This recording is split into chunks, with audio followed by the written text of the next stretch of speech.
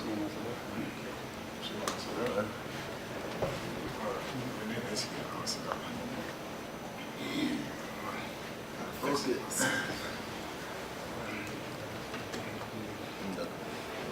le directeur, Jimmy Fendi. On a dit dans JB.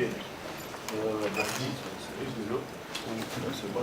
c'est bon. Situation géographique, superficie, population.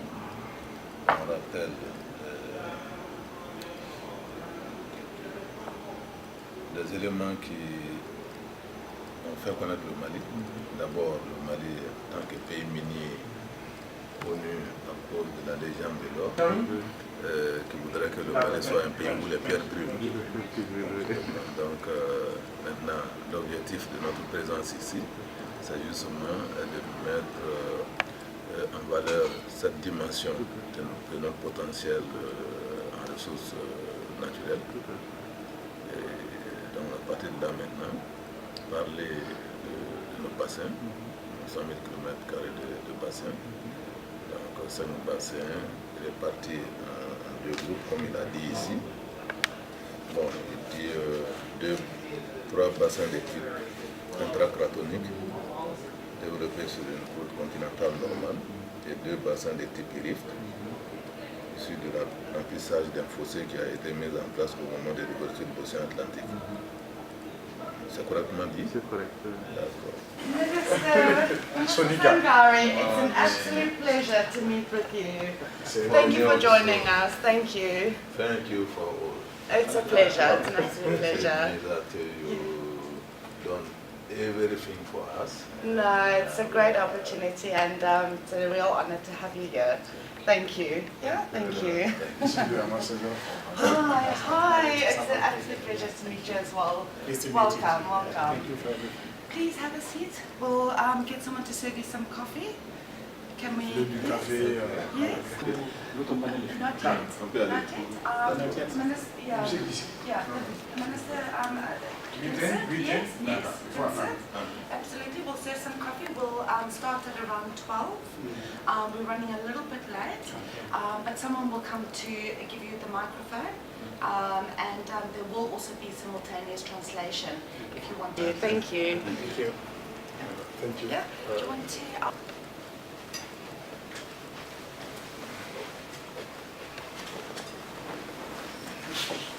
Donc après la description sommaire des bassins, on a bien un peu recherche voilà, de ce qui a été fait, les 5 forages, les différents travaux qui ont été faits, et les différentes évaluations du potentiel qui ont été effectuées également, son attaque, après l'héritage oral.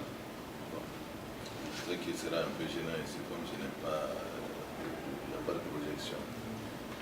En parlant par exemple du bloc 4, ça ne dira rien à personne. Les gens ne sachant pas où se trouve ce bloc-là.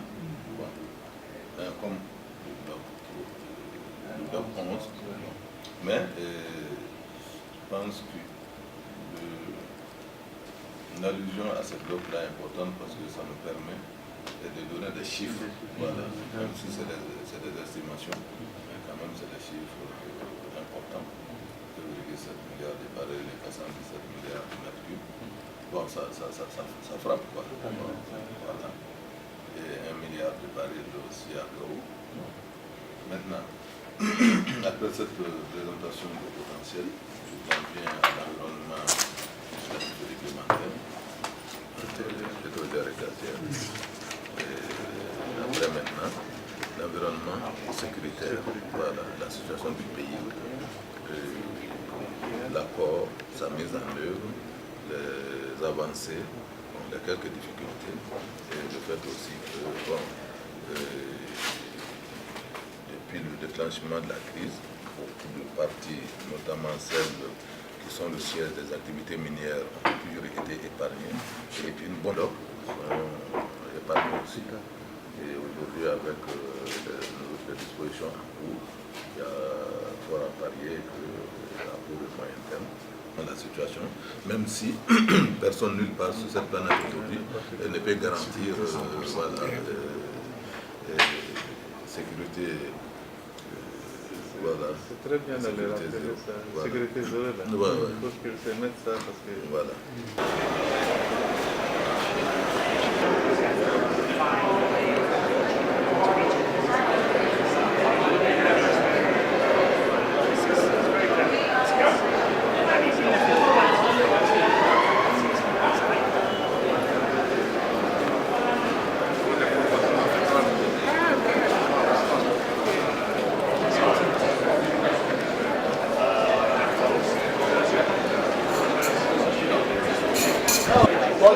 But you might be able to.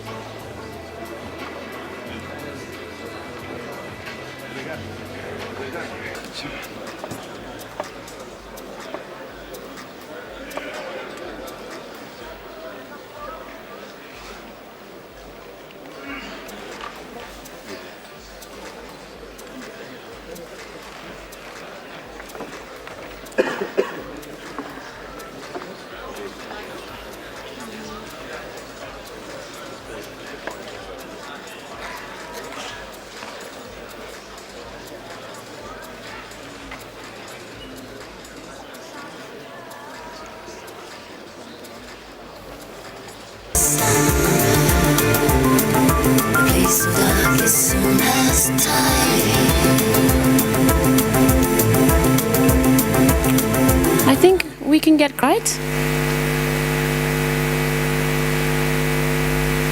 All right, ladies and gentlemen, good morning, honorable ministers, distinguished ladies and gentlemen, and welcome to our ministerial panel here at the Africa Oil Week.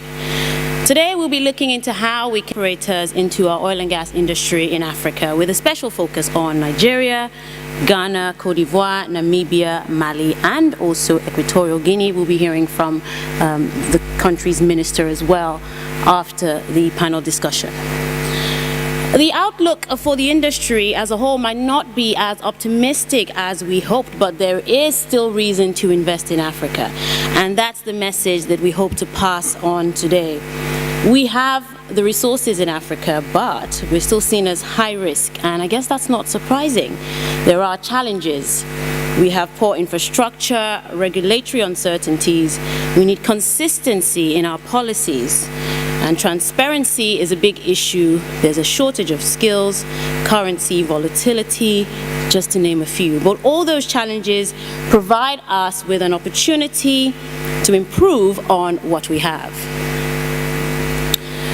When you think of the fact that nearly 70% of households in sub-Saharan Africa have no access to electricity, to me that sounds like an opportunity.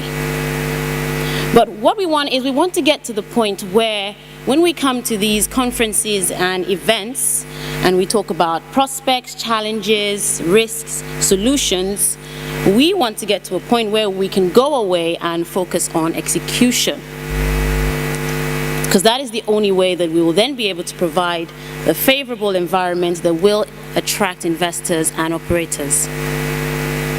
So we're going to start today by giving each of our panelists, and I shall introduce them in a second, we're going to give each of them 5 minutes to tell us why the energy sector in your country is an attractive proposition or still an attractive proposition. And Honorable Ministers, bear in mind that we do have other countries represented here on the stage.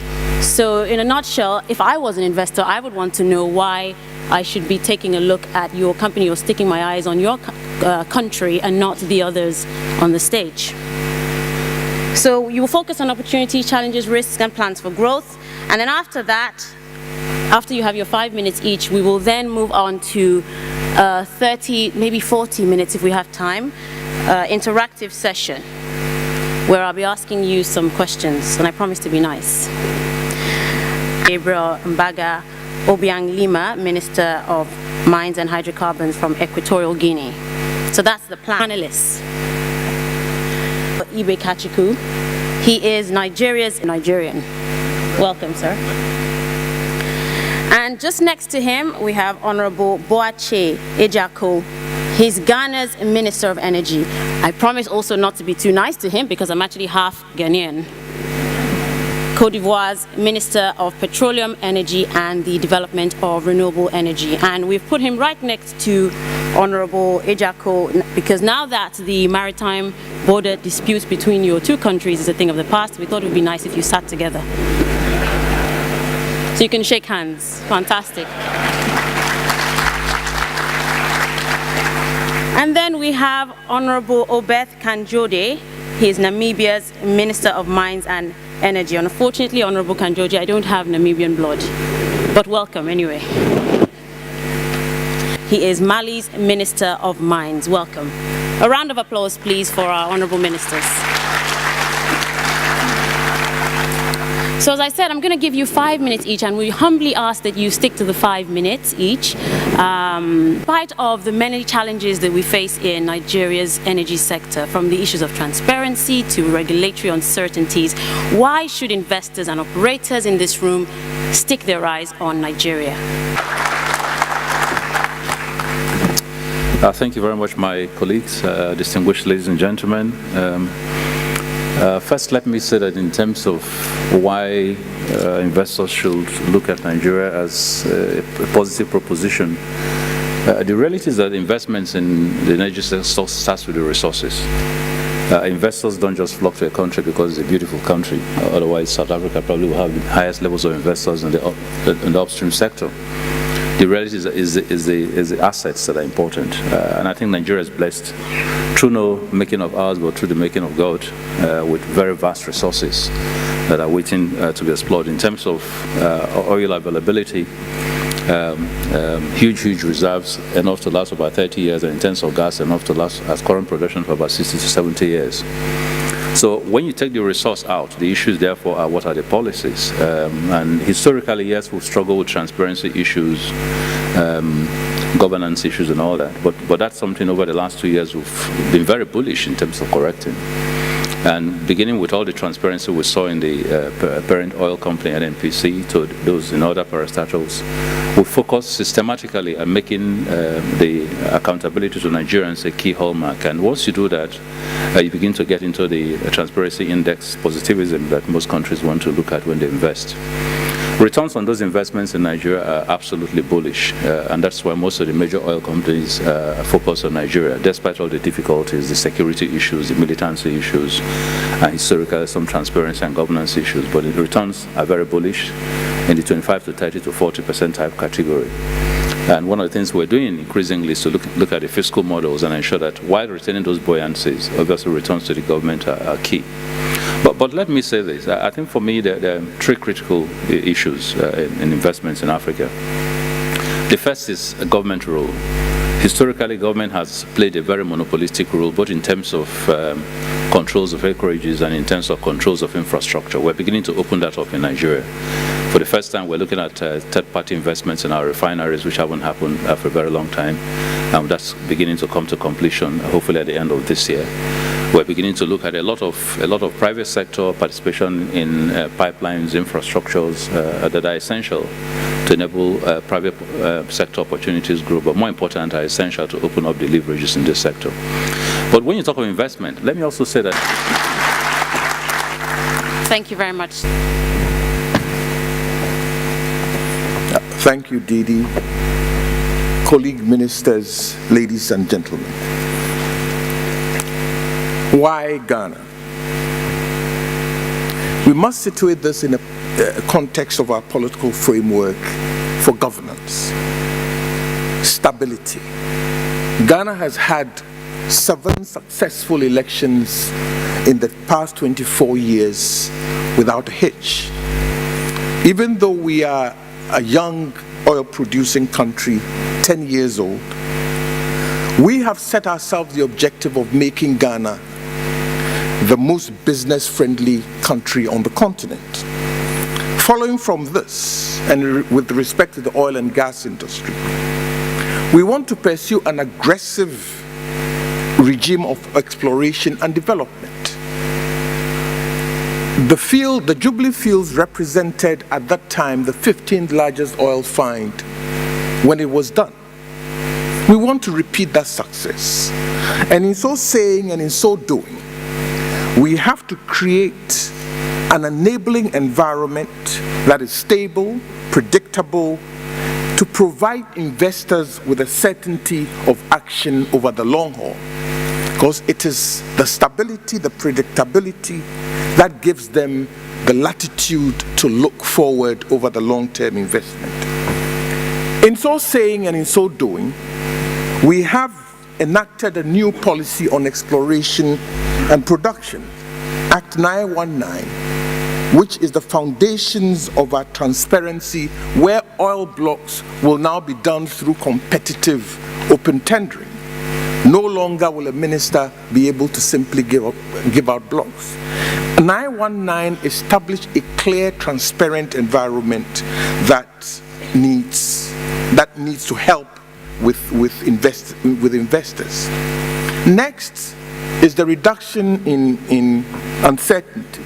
ITLOS has ruled, and I'm happy to see that the way the two countries, Ghana and Cote d'Ivoire, handled this matter in a very cordial manner, has de-risked that region or that segment and has allowed the operators to go about their business with peace of mind. We have ordered all the operators to go and look and start working earnestly. There may be a few challenges that we are sorting out. First is the alignment of the regulatory environment so that there is clarity for operators to know exactly what their roles and responsibilities are. We need to create a competitive environment. We understand that we may not be the prettiest, forgive my metaphor, the prettiest lady on the beach. We therefore have to make sure that we do the right things and offer the right incentives for the shrinking pool of investments to begin to look at Ghana seriously. It is by no accident that in the 10 years that we have been an oil-producing country, a lot of majors are now coming into the field. A lot of majors are now removing their regional offices and settling into Ghana, thus making Ghana the hub for the West Africa region and hopefully for the entire continent of Africa. In all of these, we have to understand that we live in a low price environment. We have to be therefore very cooperative with our field producers and make sure that we work with them every step of the way. We have to help them in containing costs and reducing operational costs so as to enhance their profitability and global competitiveness.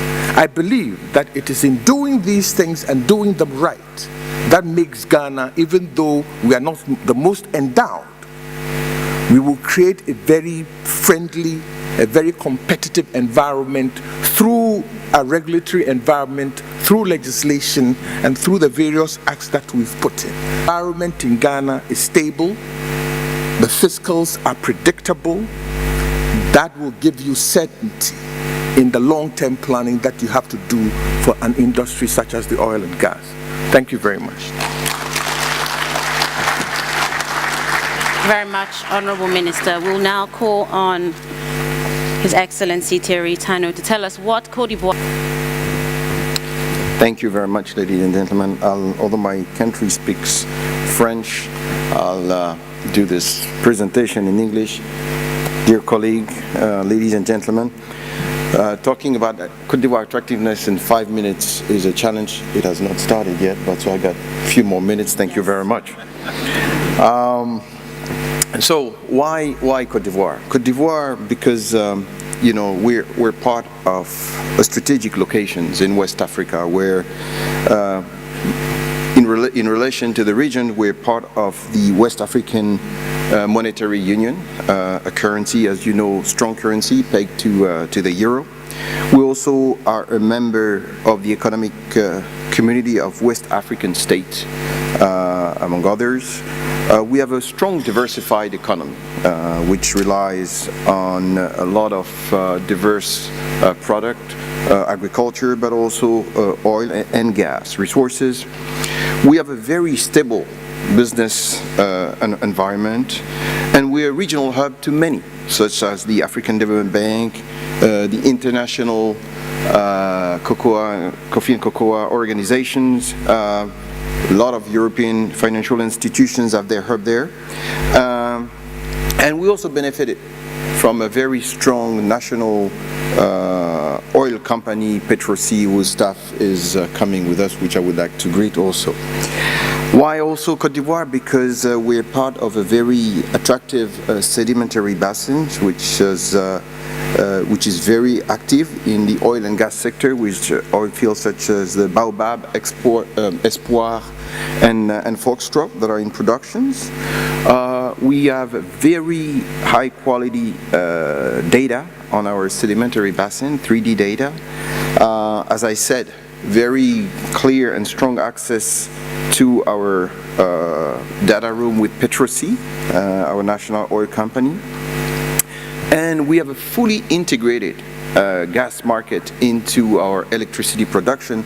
Electricity production, which is a regional one, because as you may know, we're selling electricity to the entire region. In terms of environment, we're also member of the, we're signatory and fully compliant with the EITI. We have transparency also in the way we're awarding contract. Now it has to be approved by cabinet and it's signed by presidential decree. We have a history of consistency in our policy, and we have always honored our commitments. We have an open door policy in terms of our negotiations and direct negotiations with the application en bloc. And we are doing our best to accelerate the negotiations to make business as fast as possible in both interests of the private sector and for the country. We have attractive provisions in our contract, investment credit for deep and ultra deep water. We have a very strong incentive for natural gas, which is a key to our electricity sector.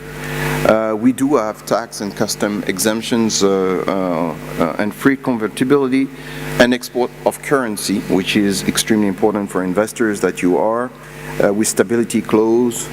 Overall, we represent a very strong and reliable business environment. Development of our natural resources, and we want the partners with the company that do share our long-term vision in that. We do have a lot of qualified labor-skilled people. Côte d'Ivoire has been hosting and for a long time being developed its own natural local staff, and therefore this is a sector which is in our country probably the most qualified, again with Petrosi and the entire hydrocarbon division of the Ministry of Energy. And as I mentioned, we are part of the EITI. Overall, we are also a welcoming country. We have a tradition for welcoming people and investors. We would like to continue to encourage our partners. In fact, a lot of them are in the room today, and I would like to say hi to all of them. They should be our best seller because they are been operating with us for years and years. So we look forward to hosting you and to do business with all of you. Thank you very much.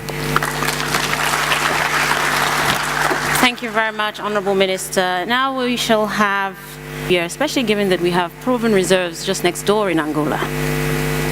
Ladies and gentlemen, Director of Ceremonies, why Namibia? 27 years ago, we rose from ashes of war. We put up the world's best constitution. We then ran a government that today is governance and law-abiding. It is very inviting to investors. We have the best beer, we have the best beef. We have some of the world wide open spaces. You can fly to Namibia from Germany, from South Africa. Access to this country is a ticket away. Through the internet, you can view and read about our beautiful country. After your business, we can offer you the opportunity to mix and mingle with 11 different cultures. We have a very wide population that is based on tourism. Then we come back to oil and gas, which is the mandate of why I'm here. In those very short 27 years, we rose to be a giant amongst the many. We have a very competent regime. We have done a lot of work around the many license regimes in terms of close to OpenCore, and the government as a whole projected the curve into the future to where I'm standing today, having rose from that very history to be the minister, a very significant change. Today, we have the likes of Shell back in the country. We have Total entering the country. We have ONGC Videsh from India as partnering. We have some other majors lurking in the horizon, ready to enter. All of it on the back of very competent. We take your concerns to account. We do change the laws on a consultative basis. Back on to Kudu, which we have known, and a lot of you know from it, and I have worked with that project for many, many years. It's come this close, it's receded back, it's now back even closer with BW Offshore as the operator. Many other companies will be drilling very, very soon. On the electricity front, renewables, solar PV, and other biomass projects in the time as we find financial headwinds have become our low-hanging fruits. We're encouraging quite a lot of players in the sector. To close it all off, you are most welcome. We look at investors with a very different eye. Laws speak to investors, that laws attract investors. Our head of state has been around the world and still today does the wonderful work of making sure that investors are respected, your returns are allowed by law as you repatriate, and the government has the freedom to actually make sure that along with you partners, we take our dues, and correctly so, from taxes, royalty. Thank you very much, Honourable Minister. We'll now call on Honourable Minister Sangare. He will be giving us his presentation in French.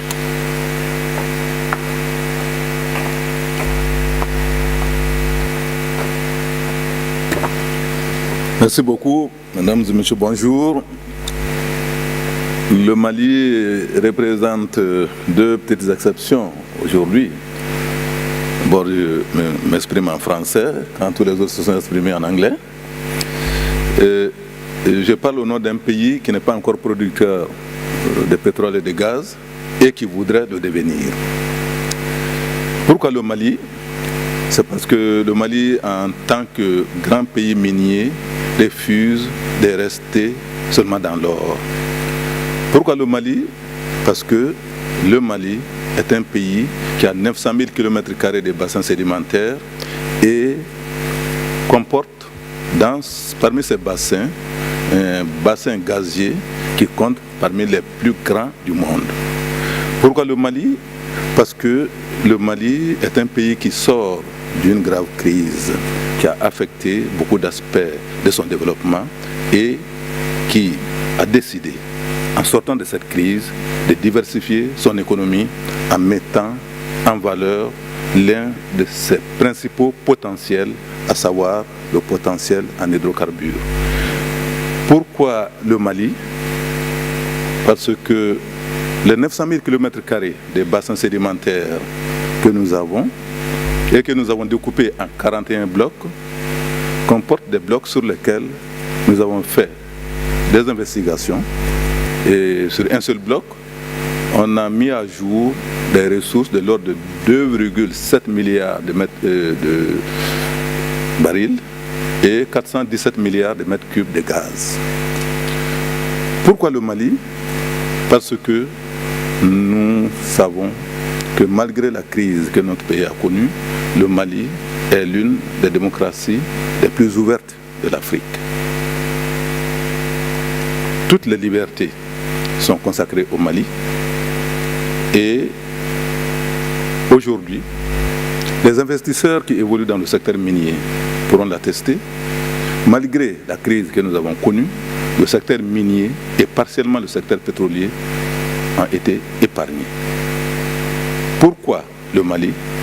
Parce que aujourd'hui, nous pensons que le Mali est en train de relever la tête parce que le gouvernement qui est en place, démocratiquement élu, sous la conduite du président Ibrahim Boubacar Keïta, a décidé de faire en sorte que l'ensemble des investisseurs à travers le monde puissent trouver dans le secteur pétrolier et gazier du Mali des opportunités et qu'ils puissent venir comme ceux qui évoluent dans le secteur minier.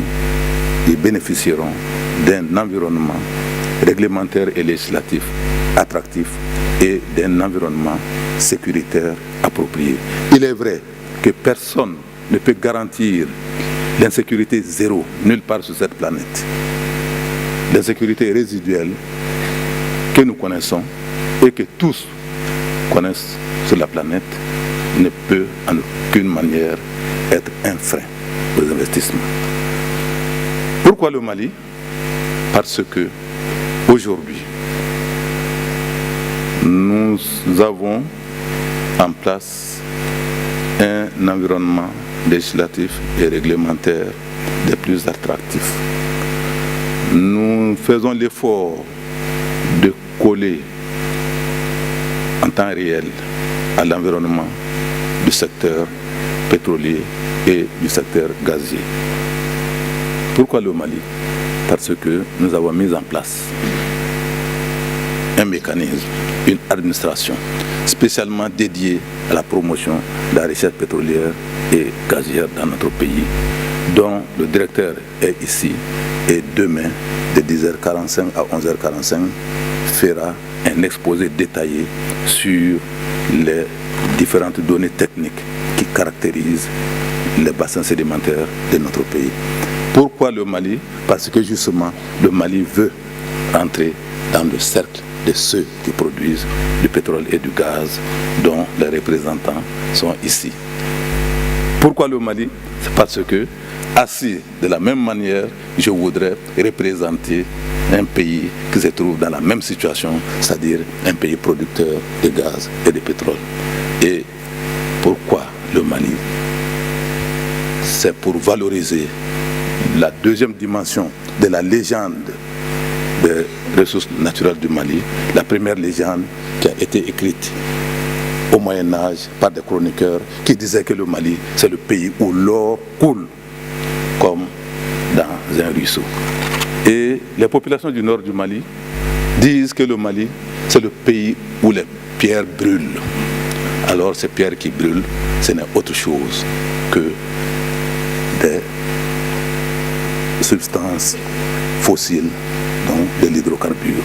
Donc le Mali paye de l'or et le Mali paye des hydrocarbures. C'est cela que nous voulons mettre en évidence, c'est cela que nous voulons offrir au monde et c'est pour cela que nous invitons tous les investisseurs à venir au Mali.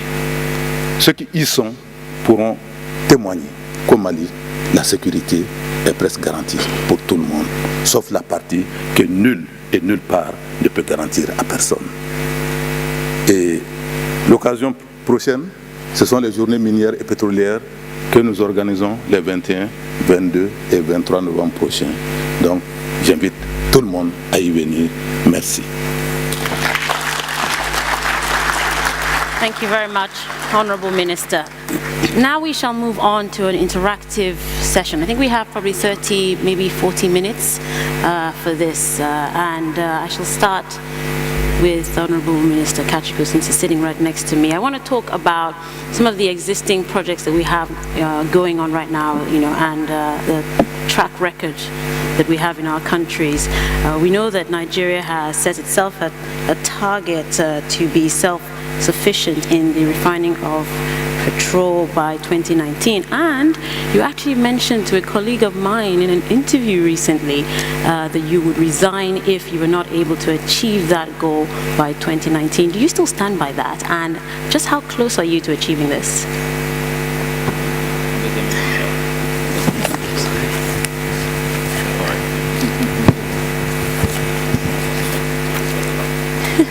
I think it's on. Let's see. Yes. First, real focus is 2019. How close are we to achieving that? Reasonably close. First, the Dangote refinery, which is 650,000 barrels capacity refinery, is moving very steadily. Should be on stream last quarter 2019, first quarter 2020. That is enough to meet local needs. The other three refineries, cumulatively 450,000 barrels jointly. We're almost at the threshold of finalizing the process of selection. The response from private investors has been enormous, actually shockingly surprising. Today, about 26 companies have indicated interest in putting in the close to 2 billion that's required to refurbish those refineries. We expect to till soil, hopefully sometime January, February. 12, 18 months work, we should land somewhere in 2019. The emphasis isn't on whether I stay or resign. The emphasis is on getting the process working and delivered. Because the reality is that in 2019 there will be an election, which I'm sure the president will win. But nothing says I must still be the president minister at the time. So maybe politics would even resign me before then. So the emphasis really is on getting it done, because it's a legacy project and we're very far gone in this. And next up, Honorable Minister Ejako, your Jubilee oil field is an African success story, being that you went from development to production in record time. But what's next? How do you repeat that success going forward? I think that it is not difficult, because the systems we have in place and the level of cooperation we give to our partners is what sets the pace. We've delivered all our projects below budget and ahead of time. So it is the framework within which we set these mechanisms that leads to that excellent delivery. We are looking at, now that ITLOS is over, we are looking at very fruitful cooperations with our brothers from Côte d'Ivoire. The space within which the rulings affected has some of the potentially prolific fields. So we are looking at ExxonMobil coming in. We are almost at the tail end of their PA arrangements. We have Hess Shell is making inquiries. And more importantly, there is an onshore basin, the Voltaire Basin, which is in the hands of our national oil company. And they are doing fantastic work in making sure that we deliver on the Voltaire Basin. I said in my presentation that our task is aggressive exploration, and we mean it, so that we are looking at opening up the central and eastern basins in a very competitive, open process to make sure that within the structures that we have, from discovery, commercial declaration of commercial discovery to production, we stay within the 15-month period. The last example of Sankofa Jinyami field is that we came under budget, almost $1 billion so far, $1 billion under budget, and 3 months ahead of schedule. Let me repeat that it is the system we've put in place that makes this delivery possible. All right, and we shall talk more about your integration plans with Cote d'Ivoire. But I'd like to move on to Honorable Minister Tano. Your country plans to double its oil and gas production by 2020, but a lot of your reserves are old and they're small. So how exactly do you plan to achieve this? That's the reason we're here today, okay? Among others, and that's also the reason why we are hosting an event on the 25th, which is Winday from 3:30 to 5:30 to present our explorations opportunity in our sedimentary basin. How do we intend to do this? In fact, again, what does an investor want? He wants to for high potentials, and in relation to that, we've put in place a business environment and petroleum code that do work in attracting investors and working also with local investors. While we're seeing some interest in your oil industry, your mining industry, mining of gold, is a big success story of Africa's. But we have seen you have 3 key mines, and 2 of those mines have been closed or they're in the process of being closed. And the last one, we hear that plans to expand have been stalled. So that doesn't sound very encouraging for investors that want to come into your country. So they might be saying that if this is happening in gold, then surely it might repeat itself when it comes to oil projects. So what is the message to pass on to them?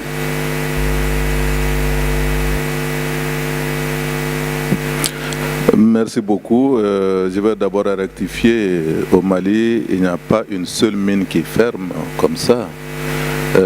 Il y a aujourd'hui 10 mines d'or en exploitation, dont 2 sont en train effectivement d'aller vers l'épuisement de leurs réserves. Donc s'il y a fermeture des mines, c'est à cause de l'épuisement des réserves, mais pas pour une autre raison. Et par rapport au secteur pétrolier, aujourd'hui, comme je l'ai dit tantôt, nous voudrions changer les choses, sortir de la monoculture de l'or pour diversifier notre économie à travers la mise en valeur de notre potentiel pétrolier et gazier. Dans ce cadre-là, la crise que nous avons connue effectivement a impacté le secteur pétrolier et gazier. Nous avions plus d'une quinzaine d'investisseurs qui étaient sur des blocs, mais avec la crise, ils ont dû partir, et notre présence ici a pour objectif justement de dire à ceux-ci et à tous ceux qui peuvent être intéressés par le Mali qu'ils peuvent revenir. La crise est pratiquement derrière nous. Nous avons signé un accord en 2015, un accord de paix et de réconciliation qui est en train d'être mis en œuvre, et aujourd'hui on a beaucoup avancé dans la mise en œuvre de cet accord, et je peux assurer les partenaires, les investisseurs, comme ceux qui évoluent dans le secteur minier, qu'ils peuvent venir évoluer dans le secteur pétrolier, comme je l'ai dit, qui porte sur près de 4/5 du territoire malien, à savoir 900 000 km². Je voudrais encore répéter qu'aucune mine au Mali n'a fermé pour une raison autre que l'épuisement des réserves. C'est important parce qu'il ne faut pas que les gens croient qu'il y a des opérateurs miniers qui ont été contraints de quitter pour telle ou telle raison. Au Mali, aucune situation ne s'est présentée qui mette un investisseur quelconque en danger de façon qu'il soit obligé de quitter. Je le dis encore, le Mali a eu des difficultés, il est vrai. Nous sommes en train d'en sortir et bien entendu, ça a fait de la mauvaise publicité pour le pays, ça a terni l'image du pays, mais aujourd'hui, l'essentiel de cette difficulté est derrière nous. Tous les étrangers qui ont visité le Mali ces 2 dernières années pourront l'attester. Et donc, au nom du gouvernement, je voudrais profiter pour remercier tous ceux qui ont continué à venir au Mali malgré les difficultés que nous avons connues et inviter tous ceux qui voudraient faire des affaires au Mali, surtout dans le secteur pétrolier, en leur disant qu'il y a un grand potentiel et il y a un environnement qui va garantir les investissements qui viendront faire dans notre pays. Honourable Minister, and I'd like us to move on to talk about the regulatory environment. It says on here that we have 8 minutes, but I'm sure we can steal some more time because we still have to talk about political uncertainties, we have to talk about the oil price. So I humbly ask that we keep our answers going forward slightly tighter, maybe to keep to 1 to 2 minutes, just so we can get all the issues covered. I'm sure all our audience obviously wants to tap into all of these areas. So let's move on to talk about the regulatory environment. Honourable Minister Kachikwu, while it was positive to see that we've made some moves in regards to the petroleum industry governance bill being passed by the Senate in May, a lot of investors and operators, they want to know what they can expect in regards to your fiscal terms. So is there anything that you can let us know, give us an insight? Still probably under wraps and keys, but the fiscal policies have been sent to the Federal Executive Council. Hopefully, we should go through that, in fact, over the next 2 weeks. But then the Assembly itself. Equatorial Guinea. But before I do that, I just want to give Minister Kachikwu a chance to just answer the question or the issue that I raised in regards to the governance issues between the NNPC and the Ministry of Petroleum. I think it's only fair for him to answer that. First, let me say there isn't much of an issue. The fact that what's transparency is our ability to bring out something in the open and discuss it. The fact that we could even have such a conversation in terms of whether things should be done differently shows the level of transparency and within the same government. This would never happen anywhere else in the world. The conversation is obviously wrongly labeled. It's not a corruption issue. It's how do we improve governance. And then secondly, when we talk of the costs of black gold, let me also say that no matter what we say, for a country like Nigeria, we have about 36 states with 36 state capitals. And when you add the conversant developed towns, probably about 100 cities in Nigeria that have, whether we like it or not, benefited from oil. Roads, houses, schools, hospitals. And so when we keep saying about the cost, the reality is that it's also been a huge, huge blessing, without which we never have been able to find our feet. Place to leave it. As key takeaways for me, it's all about creating an enabling environment. We're having consistency in our policies in spite of all the risks, political risks, issues of transparency, and predictable fiscals as well. So I think that is a good place to leave it. We shall be having a 10-minute presentation now from Honorable Minister Gabriel Mbaga Obiang Lima. We'll be inviting him up, and he's going to be giving us a 10-minute presentation on Equatorial Guinea's energy sector. A round of applause for him, please. This is just. We come every year. We provide some information on the development of my country yearly, and we thought that this was actually the best format to continue. Like my dear colleague Philip from Woodside said, we usually have a disclaimer before a presentation, but you know we are ministers, so we can say whatever we want, we change it. And you only have one option. You have to believe us. If you don't believe us, that's your problem. I want to start first of all to reiterate something that we all agree. 2017 has been a difficult year.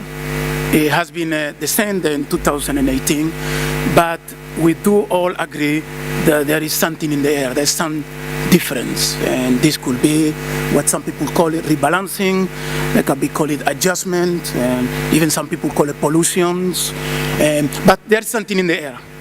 And one of the things that I want to concentrate in these very short presentations is to ask, in this case, to answer a question that a lot of you sometimes don't want to ask, myself, to Equatorial Guinea and to my ministry.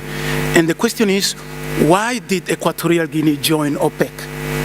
I know a lot of people have been want to be very humble, say this is a very small country, what effects are you going to do? And rather than wait for the question, I decided to present it here and explain the reason. Transparent environment, and it's all about execution. Honorable Ministers, we thank you for your participation today. Africa is in your hands. Please do not drop the ball. Thank you very much.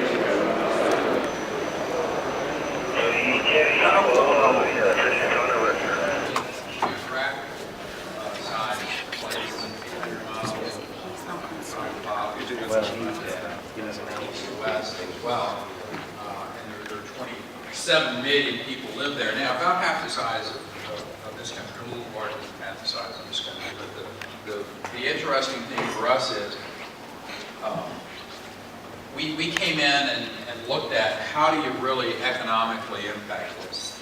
And I'm not trying to make a connection here, but I think there's some lessons learned that occurred in the state of Texas that are applicable, and look at the four places that you really affect people's lives, their decision-making process about economic development. One's on the tax side. Try to leave more of their money with them that you can, realizing that's always a debate back and forth, and that's fine. The second one is